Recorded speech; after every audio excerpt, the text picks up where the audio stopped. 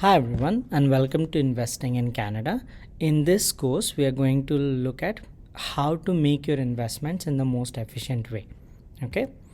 So in this section, we would be covering different types of investment accounts, and in this video, we are going to cover registered retirement savings plan. So if you haven't watched it yet, previous video we covered TFSA, tax-free savings account. In this video, we'll be covering registered retirement savings plan. Going from there, we'll cover other types of registered accounts too. Okay, so if you haven't done it yet, please subscribe and activate the notifications for more video like this. Our channel is EduFin Wizards on YouTube. You can get access to the complete course on Udemy or Skillshare. The links are in the description. Okay, so what is registered retirement savings plan? So do not go by savings account, it is an investment account. So the name of RRSP, as it is commonly known, is registered retirement savings plan. So RRSP is an abbreviation of registered retirement savings plan. What are the features? You can contribute the yearly stated amount, right? We'll see how that is calculated, plus past unused contributions into this investment account. These contributions can then be invested in stocks, bonds, mutual funds, ETFs, and REITs, real estate investment trust. There are many other vehicles that you can add to. All investment income, dividend and interest, and investment gains are tax deferred. What does that mean? They will not be taxed every year. They will be taxed when you withdraw from the account. Preferably in your retirement, when you withdraw from RRSP, those will be taxable, right? Till then, it is tax deferred. So all the investment income, dividend and interest, and all the investment gains are completely tax deferred, right, till your retirement. Plus, the big advantage is you get a tax deduction when you contribute into your RRSP. So whatever money you put every year into RRSP, your tax goes down by that amount. Like the taxable income goes down by that amount. So you save on your taxes. Withdrawals are treated as income. So whenever you withdraw, it will be treated as your income and it will be taxed at your tax rate. Withdrawals generally are done on retirement. You must close the account by 31st of December when you turn 71 years. So this account has to be closed the moment you turn 71 years. You can transfer it into different account from there, or take an life insurance annuity, or withdraw everything, but you have to close this account. This account can be opened with a bank, a broker, a mutual fund company, etc. Now, let's unpack all of these features. The first feature that we are going to discuss is contribution. So how much can you contribute into your RRSP? So the formula for that is 18% of your earned income or the yearly stated amount, right, whichever is lower. So 18% of your income, right, or if you are in 2022 taxation year, it is 29,210. Every year you have to check this maximum amount. 18% of your income or this amount, whichever is lower, will be your yearly, right, contribution room. You can also use past contribution rooms if you haven't contributed to the full extent. Okay. So I'll just give you a quick example using Excel and then we'll go from there. Okay, so let me open an Excel sheet first.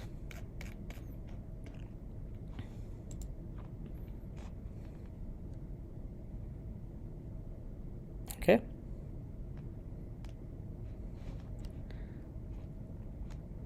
so we'll open this. We'll go to sheet 2. So example is, if you have $100,000 of income, so 18% of that is $18,000. So 18,000 or 29,210, whichever is lower, will be your, right, let's say will be your contribution limit. So in this case, $18,000 will be your contribution limit. If your income was, let's say, 200,000, so 200,000, so 18% of that will be $36,000. So 36,000 or 29,210, whichever is lower. So in that case, 29,210 will be your limit. Okay, so this is the contribution thing that the contribution formula that is applied to RRSP, right, according to CRA. Whichever is lower, you can contribute that amount. Okay. So next thing we are going to unpack is the tax deduction. So contributions to RRSP reduce your taxable income, so it will result in lower taxes deducted from the source, so your taxation will lower, or most of the times it results in a tax refund, because when you file your taxes, CRA determines that your taxable income was lower because of RRSP contributions, so they give you a tax refund, right? So how will that work? So let's say you are investing $18,000, right, in your RRSP account. You are completely like utilizing your contribution room. Your income was 100,000. Your tax rate, let's say, is 22%. Your tax refund rate, the marginal tax rate that you have, is 22%. So how will the tax refund work? So out of this $18,000, 22% will be refunded to you. So it will be $18,000 multiplied by 22%, that is 2960 will be refunded to you. Okay, so if you are contributing in 2021, that refund will be given to you in 2022. So 39, when you contribute 18,000, you get back from the government 3960. Okay, so this is the concept of tax deductions. So you should always consider reinvesting the tax deduction again into RRSP, because the next year's contribution or the next year's tax refund will actually go up because of that. So consider reinvesting the tax deduction, whatever you are getting, the tax refund that you are getting from the government, into the RRSP. Okay. Now there are withdrawals from RRSP generally happen when you retire, right? Otherwise you can withdraw from RRSP, but it will be treated as taxable income in the year you withdraw. So withdrawals are generally treated as income and are taxed, but there are special cases. With the federal government's home buyers plan, you can use up to 35,000 of your RRSP savings to help finance your down payment on the house. If you are a couple, it is 70,000, 35 each. So 70,000 you can withdraw from your RRSP towards your down payment of the house.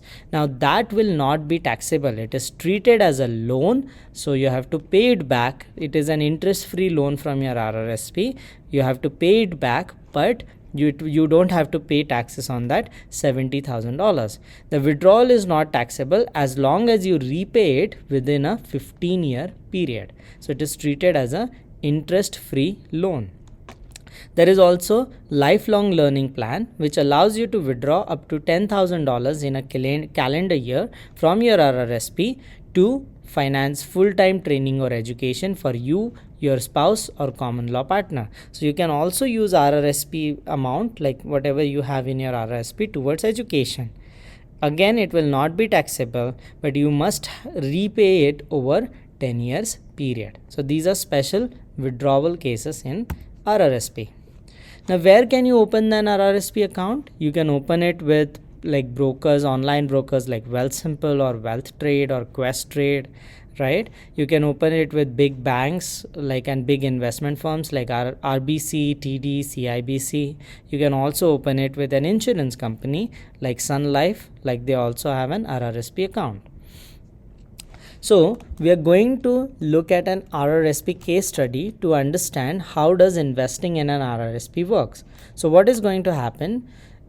So we are going to see what happens if you had invested $6,000. So you're going to invest $6,000 for the next 35 years, and the investment return is going to be 6.88%. So you're going to put $6,000 every year for the next 35 years, and whatever you invest, 6,000, you're going to get a tax refund at the rate of 22%. The tax refunds are going to again be reinvested in an RRSP amount, in an RRSP account. So let's see the case study. So this is the calculation part. So what is happening? You're starting in year 2022, right? And for the next 35 years till 2056, you're going to invest $6,000 of your hard-earned money into RRSP. We are looking at a return of 6.88%, which is the historical return of VT, that is Vanguard Total World Stock Market Fund, right? So we're going to look at a 6.88% return. The tax refund rate is 22%. So what's happening in year one? You invested 6,000, that 6,000 gets invested. So on an average, it should grow by 6.88%. So year end value is this much. Next year, you again invest $6,000, but you also get a refund. So previous year you had invested 6,000, you file for income tax returns and you get a return at the rate of 22%. So 1320 is the return, right? So you add them up, add both of them up and invest. So 6,400 was already there, plus you invest 6,000 and 1320 the tax refund. So year end value 14,667. Again you invest $6,000 plus whatever you invested last year, you get a tax refund on that. So it is a little bit higher than this year. So that again gets invested into the fund and the fund keeps on growing. So by the end of 2056, right, you should have, like, considering a 6.88% average return, $1.08 million in your RRSP account. So $1.08 million would be there in your RRSP account. So how much hard-earned money did you put in? So you invested $6,000 for 35 years. So in total you invested 210,000, plus you over the years you got a tax refund each year, and that tax refund also you reinvested. So that tax refund was 57,061. That is government money you are getting back. Okay, so the total fund value is 1.08 million. Like, considering a 4% pension rule, that withdrawals happen at 4%, you can either withdraw this $1 million, right, completely at the end of 35 years, or you can take a pension of $43,000, right? This pension though will be taxable. Unlike TFSA that we discussed, this pension will be taxable. So the total amount invested 210,000. The total refunds generated 57,000. Okay, so this completely gets invested. You end up with $1 million, right? And it can generate a pension of somewhere around $43,000. Important points in this case study: all withdrawals from RRSP, whether it is a one-time $1 million withdrawal or a pension of 42,000 slowly that you take out, will be treated as taxable income. So it is suggested to withdraw money as pension rather than one time, because $1 million will shoot your tax rate very high. It does impact old age security and GIS benefit you get from the government, because RRSP, unlike TFSA, is treated as your income. It does impact any welfare, tax deductions or tax credit, as it is treated as your personal income. Now, if you end up over contributing into an RRSP, please be aware that you have to pay a tax of 1% per month on excess contributions that you exceed your RRSP deduction limit by more than 2,000. So if you over contribute by more than 2,000, then you have to pay a penalty of 1% per month, unless you withdraw the excess amount before the end of the month when the excess contribution was made, or you have contributed to a qualifying group plan. So please subscribe and activate the notifications if you haven't done it, so that you can see videos like this. Our channel is EduFin Wizard on YouTube. You can get access to the complete course on Udemy or Skillshare. The links are in the description. Thank you very much. See you again in the next video.